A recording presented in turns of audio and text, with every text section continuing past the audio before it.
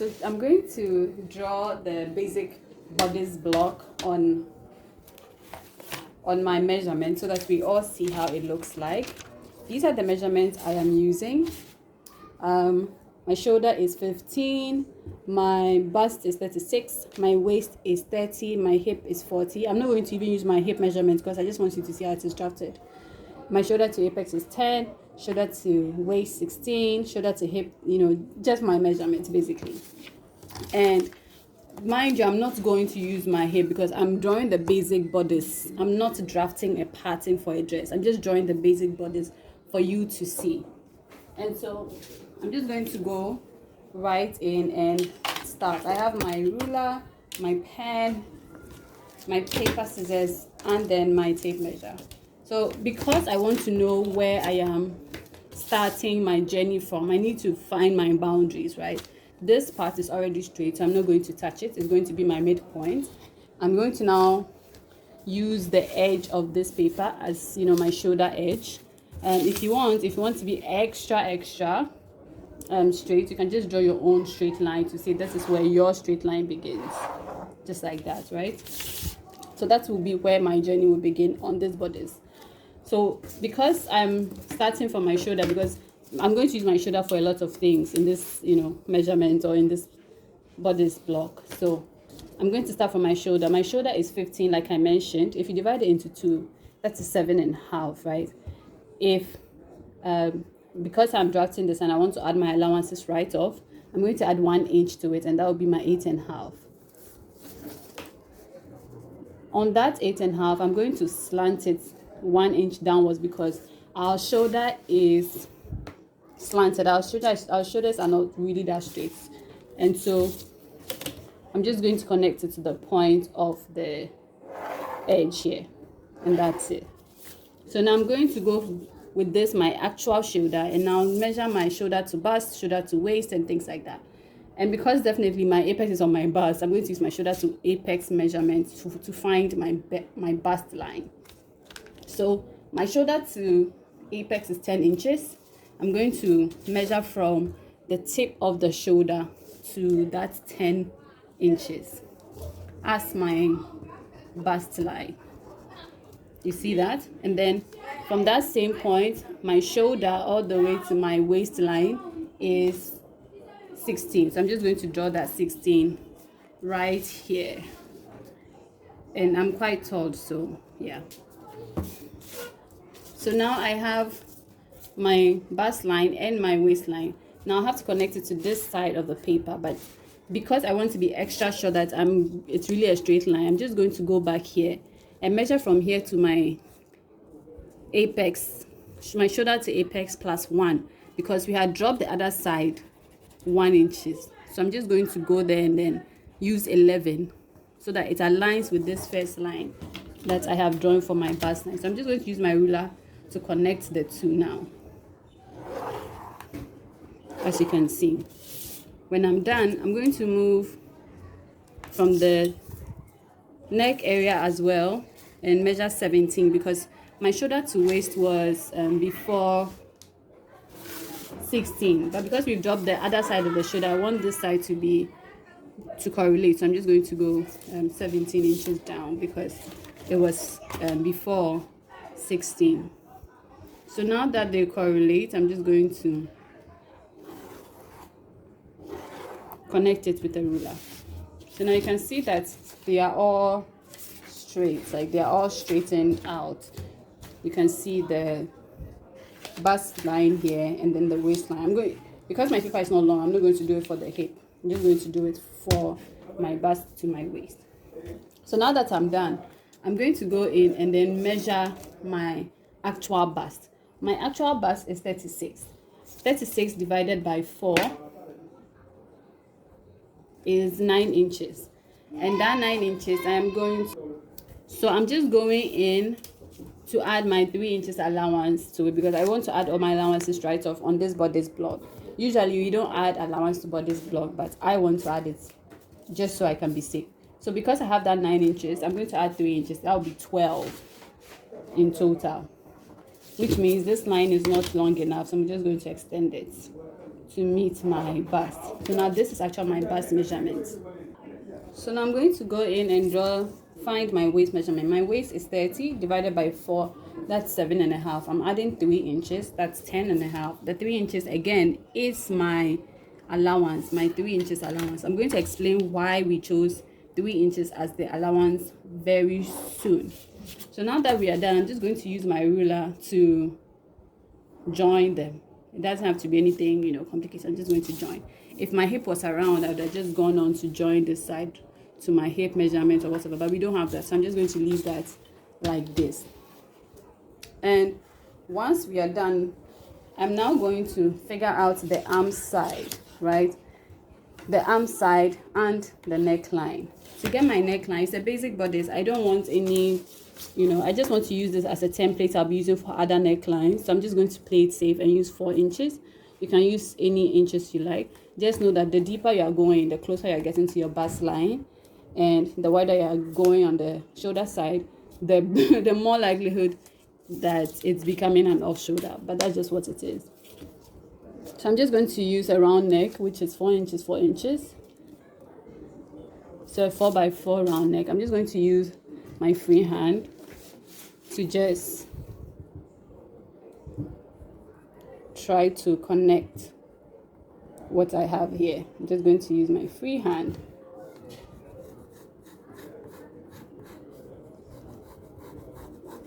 Just going to use my free hand to just connect it right there like that.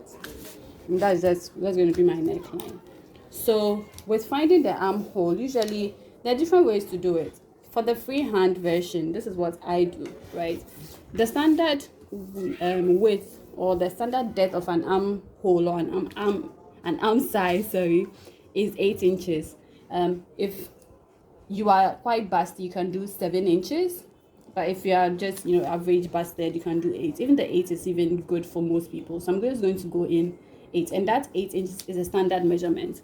As you go along in your sewing journey, you can play along this measurement. So I'm just going to go 8 inches. And I'm just going to draw a guiding line from that shoulder point to the 8 inches. Just a guiding line. Once I have this line sorted, I'm just also going to extend this line so that I can really see that it's this where my 8 inches is. Once I have this, I'm just going to extend it to meet my bust line and then connect it just like that. I'm just going to connect it just like that. You don't have to overthink it. So what happens now is trying to use your free hand to just curve it into this point. This is just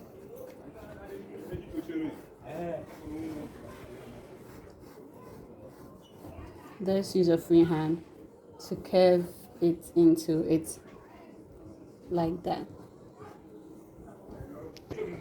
So now this is how it looks. You can see the shoulder, you can see the bust, you can see the armhole line, and then you can see the waist. So again, I just drew a line 8 inches down here, connected it to my bust line like that, just like that. It's nothing so technical. And then you can see my neck, you can see my waistline, and then that's it, right? That's it. Now I'm going to add another step to this basic bodice block. This is like a basic bodice block I can use for any dress later when I want to sew something else. But I'm going to add what I would call darts, and that's what you can also use to fasten or adjust your dress in a way that makes it extra tight and fitted on your body. So watch out for it now. So this is how I'm going to draw the darts, right? Usually the standard measurement for drawing that is 4 inches from the midpoint. So I'm just going to go in 4 inches from the midpoint on the bust line, like that. And then 4 inches on the waistline as well, like that. And then I'm just going to assume my hip line is here. It's also going to be 4 inches from the hip line, like that. Again, I am assuming. It doesn't mean actually my hip line is here. I'm just assuming so that you can see. So I'm just going to assume that my hip line is here and just draw the 4-inch here, but usually just 4-inch from the midpoint here, 4-inch here, 4-inch here on the midpoint. So once I am done, I'm going to now draw the dot on the waistline. I'm just going to go on that 4-inch and just draw 1/2 inch on each side, 1/2 inch on each side, like that. So I came here, which is on the bust line, 4 inches here, and then 4 inches here as well, and then 4 inches on the hip line. So standing actually on that 4-inch on the waistline, I'm just going to draw 1/2 inch on each side of that 4-inch line. So the 4-inch line now becomes like a midpoint, and then I draw 1/2 inch before and after it, like that. So this is 1/2 inch, this is 1/2 inch. Now I'm going to use my ruler to just connect these points together to form the dot, and this is how I'm just going to do it. Just use, and this dot we call a diamond dot because it looks like a diamond. I'm just going to connect it to my hip line. If you know, I'm just going to do the same on the other 1/2 inch on the hip line, then on the bust line. So now you can see that this has now become the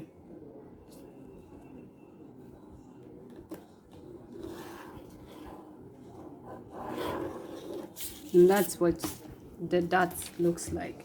So it's when you are sewing that you can see what this dot does, but I'm just going to show you how it looks. So when you're sewing, what you do is draw, hold the dot on this line like this, hold it like that. Literally, if this was a fabric, this is what I would have done, and then I would have gone ahead to sew it. I'm now going to pin it so that you can see how it looks. So now I'm just going to take a pin and pin that line. Literally just pin it so you can see the final effect after.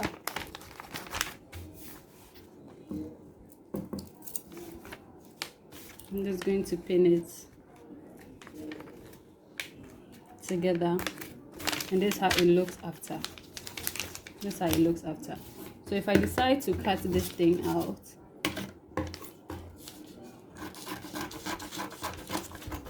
and remember, when you're cutting, you don't always cut on the line. Try to, leave some small inch around the thing when you're cutting. If you've added allowance or not, that's usually how to cut. Just give a small room to move. I'm just going to cut this out.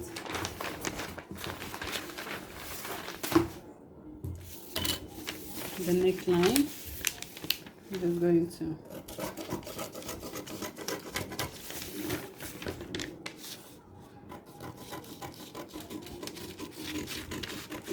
the thing about necklines is that it's better for it to be high so that you can trim it downwards if you like, than for it to be low and now you have to find a way to adjust it up. So usually it's good to be safe with necklines until you're very sure that's the final thing you want. So if I turn the dress outside, like the other side, let me pin this well.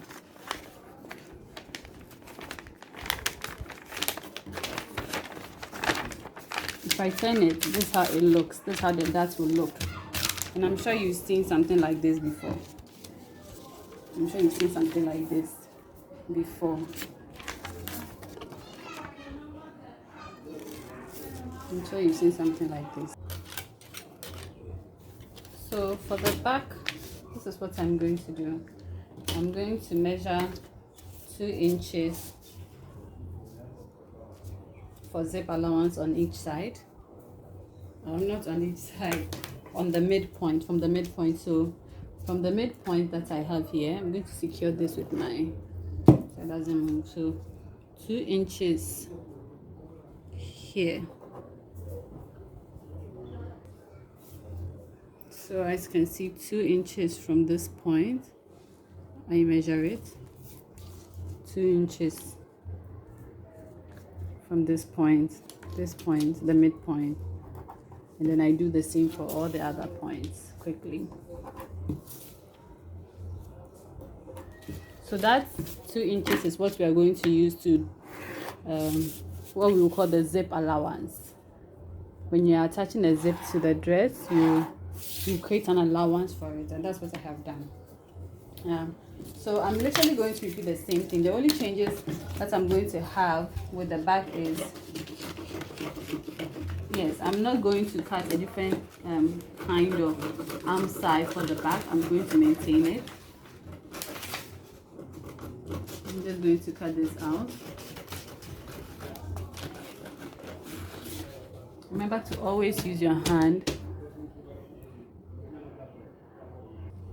when you're cutting. Always use your hand to hold the fabric or the paper in place. You can always adjust this with something heavy like I'm doing with this magnet, but yeah, I'm just going to cut this side. The shoulder would always have to be the same. Always make sure that the shoulder is always the same when you are cutting the back. Now I left this side because I want to use a different kind of neck for the back, and to do that, this is what I'm going to do. This neckline is 4 inches. I want a higher neckline for the back, so I'm just going to use 2 inches, or let's say I'll use 1 inch. 1 inch here as my neckline. I'm going to use my pen. I don't know if you can see it. I'm going to use my pen to make sure that it meets the exact point of the shoulder, because I want the shoulder to always be the same. The shoulders have to meet. So I'm going to use my pen to just make sure that happens. I'm then going to find my 1 inch here as well as my, and then use my free hand to just, and then that's it. I'll just go and extend the zip allowance line to it, and then I have my neckline for the back. So I'm just going to go in and cut,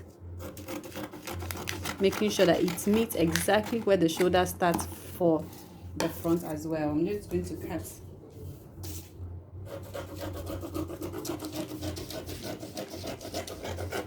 this side as well, and that's it. So this is